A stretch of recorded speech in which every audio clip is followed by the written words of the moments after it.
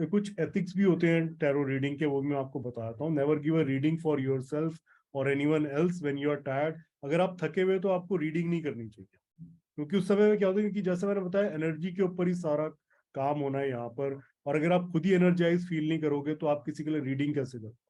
यहाँ पे तो और आपकी एनर्जी लगने वाली। या आप बीमार हो और इन अ शॉकिंग स्टेट, या कोई आपको अभी अभी किसी ने कोई न्यूज दी हो और वहां पे आपके लिए बहुत शॉकिंग न्यूज हो, और उस अभी दौर से आप गुजर रहे हो, तो वहां पर भी आपको ये रीडिंग नहीं करनी चाहिए किसी के लिए भी, ना अपने लिए ना किसी और के लिए। अगर आप उस स्टेट के अंदर या कोई बैड स्टेट में आप हो कि अभी आप अच्छा फील नहीं कर रहे हो और आपने किसी का फोन आ गया कि मेरी रीडिंग कर दो, तो उस समय आप अवॉइड कर सकते हो कि मैं रीडिंग थोड़ी देर के बाद या कल या परसों, जब भी जितना भी आपको ब्रेक चाहिए दोबारा से री एनर्जाइज होने के लिए, तब आप उसकी रीडिंग कर सकते हो। Avoid doing readings when you have been consuming drugs और अल्कोहल, क्योंकि एथिक्स जो है ये बाहर वेस्टर्न कंट्रीज से आए हैं और ये नॉलेज भी वेस्टर्न कंट्रीज के। तो वहां पर अल्कोहल जो है एक नॉर्मल है, वहां पे रोज रात को लोग वाइन वगैरह पीते हैं, तो उनके लिए नॉर्मल। तो ये भी बोला गया कि अगर आप उसके इन्फ्लुएंस के अंदर हो, आपने वो कंज्यूम कर रखा हो, तो भी उस केस में रीडिंग नहीं करनी चाहिए, क्योंकि जो एंजल्स हमारे से कनेक्ट करते हैं बहुत होली है, वो बहुत ही पवित्र आत्माएं हैं जो कि हमारे से कनेक्ट करती हैं। तो आपको ऐसी किसी भी इन्फ्लुएंस में नहीं रहना चाहिए, नहीं तो आप उस एनर्जी को रीड नहीं कर पाते, वो क्या कहना चाह रहे हैं आप समझ ही नहीं पाओगे। और taking any other strong medication, कोई ऐसी स्ट्रॉन्ग मेडिकेशन भी उसके इन्फ्लुएंस में आपको, कई बार हम कोई बहुत बीमारी होती है तो हम क्या करते हैं, एक 500-600 mg की गोली खा लेते हैं, और उससे क्या होता है, उसका इन्फ्लुएंस हमारे ऊपर रहता है, हम बहुत थका हुआ फील करते हैं या नींद आने लगती है, बहुत डिजीनेस फील करते हैं। तो ऐसे केस के अंदर भी हमारे को रीडिंग नहीं करनी चाहिए। अवॉइड डूइंग रीडिंग्स इन ड्रिंक पार्टीज। कई बार बाहर जो होता है, बात ये बहुत कॉमन होता है कि एक कोई पार्टी ऑर्गेनाइज करी और एक टैरो रीडर को बुला लिया कि वो साथ साथ बताता रहेगा एंटरटेनमेंट के लिए। तो वो सब आपको अवॉइड करनी है। ड्रिंक पार्टीज में कभी भी ये काम नहीं होना चाहिए, क्योंकि नेगेटिव एनर्जीज होती है वहां पे। जो लोग इसको कंज्यूम कर रहे हैं वो भी कॉन्शियसनेस के अंदर नहीं, वो इतने कॉन्शियस नहीं है कि वो क्या कर रहे हैं क्या समझ रहे हैं। वो हो सकता है शायद समझे भी ना जो आप उनको बताना चाहो। तो कोई भी ड्रिंक पार्टीज के अंदर ये टैरो रीडिंग अवॉइड करनी चाहिए। और for a person who is in drunk state, हो सकता है आपका क्लाइंट ही कभी अल्कोहल कंज्यूम करके आपको कॉल कर दे कि मेरी रीडिंग कर दो, तो उस केस में भी आपको अवॉइड करना चाहिए, क्योंकि जो आप उसको समझाना चाहते हो वो समझ नहीं पाएगा, और वहां पे आप उसकी एनर्जी भी रीड नहीं कर पाओगे कि अभी अभी जो उसकी एनर्जी होगी बहुत स्कैटर्ड होगी।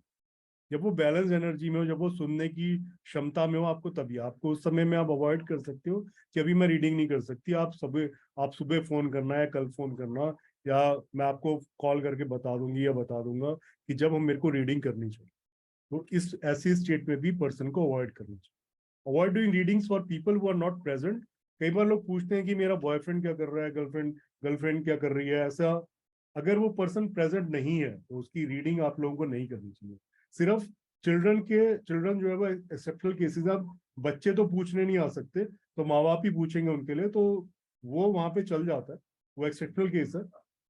अदरवाइज किसी भी ऐसे पर्सन की कि मेरी मौसी ने मेरे साथ ऐसा कर दिया, तो प्लीज उसकी मौसी के बारे में बताओ।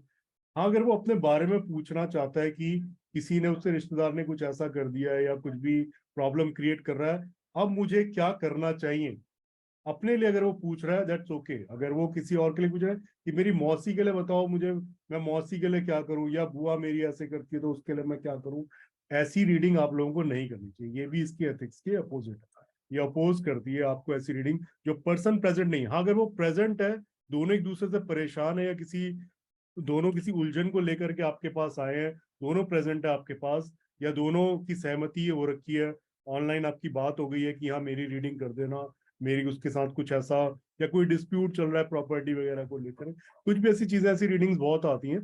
तो इस केस में आप वो रीडिंग दे सकते हो कि दोनों प्रेजेंट है, दोनों से आपकी बात हुई हुई है, अब आप रीडिंग करोगे तो कोई दिक्कत। Only read for people who respect readings. You don't need to prove yourself. अगर जो पर्सन इनको मानता हो, टैरो कार्ड्स को, उनको ही रीडिंग देनी चाहिए। आपको किसी को शो करने के लिए रीडिंग नहीं करनी कि देखो मैं बताता हूँ या बताती हूँ, इससे एकदम एक्यूरेट रीडिंग आती है।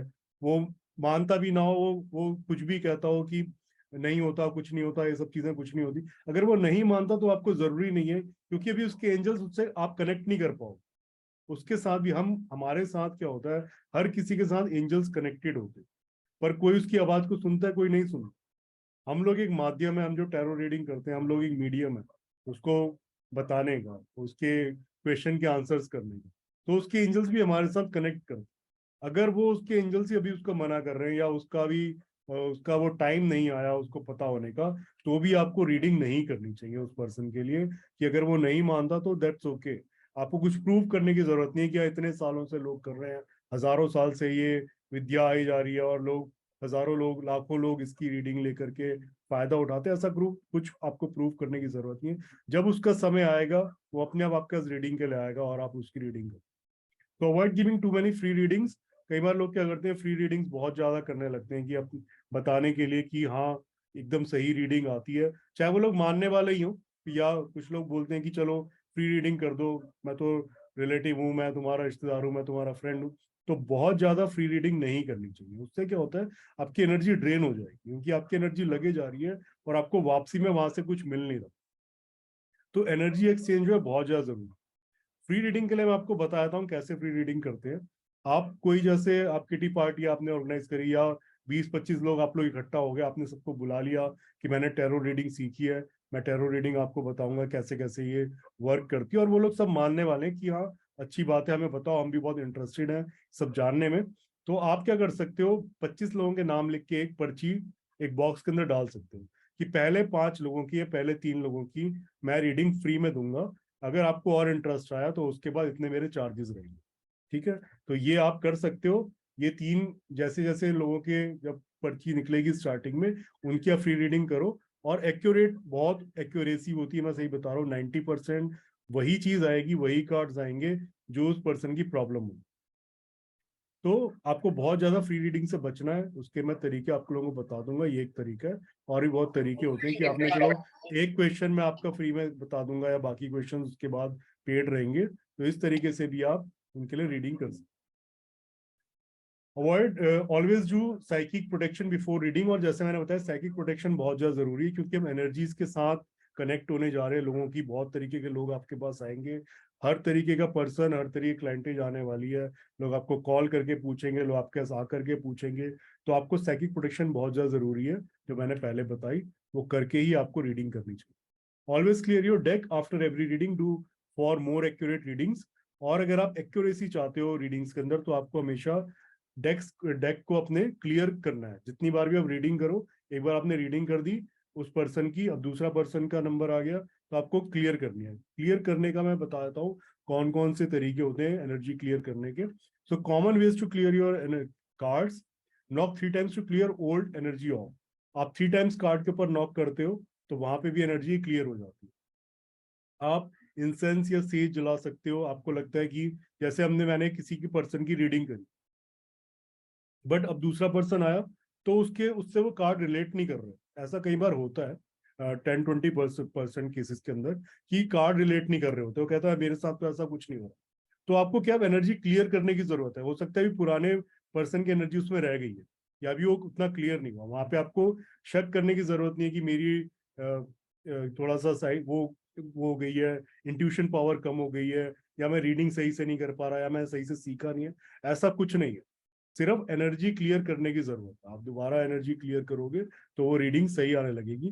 और कई बार जब 2-3 बार करके भी उस पर्सन की रीडिंग नहीं आती एक्यूरेट, तो वहां पर क्या होता है, उसकी एंजल्स अभी कनेक्शन आपसे नहीं बनाना चाहते, या अभी उसको आंसर नहीं मिलना चाहता। यहाँ पे आपकी इंट्यूशन को लेके कोई प्रॉब्लम नहीं है, आपकी रीडिंग, आपकी विद्या जो भी आपने सीखा है उसको लेके कोई दिक्कत नहीं है, पूरी एक्यूरेट है, वेल प्रूवन है, तो आपको यहाँ पे कुछ भी शक करने की जरूरत नहीं। हीलिंग कैंडल्स आप जला सकते हो, और उसमें भी क्या होता है, बहुत, जब फायर जो होती है वो सारी नेगेटिव एनर्जी को बर्न कर देती है, एनर्जी को क्लियर कर देती है। तो इंसेंस सेज जला करके या हवन कप जला करके आप जो धुआं उसमें से निकलता है उसके ऊपर आप 1-2 बार कार्ड्स को घुमाओगे तो भी एनर्जी क्लियर हो जाती है। हीलिंग कैंडल्स जाके भी आप एनर्जी को क्लियर कर सकते हो। क्लियर क्वार्ट्स को आप थोड़ी देर के लिए कार्ड्स के ऊपर रख देते हो तो भी एनर्जी क्लियर हो जाती है। प्रेयर और सिद्ध मंत्र, हम प्रे भी करते हैं या कोई सिद्ध मंत्र बोलते हैं तो उससे भी एनर्जी क्लियर होती है।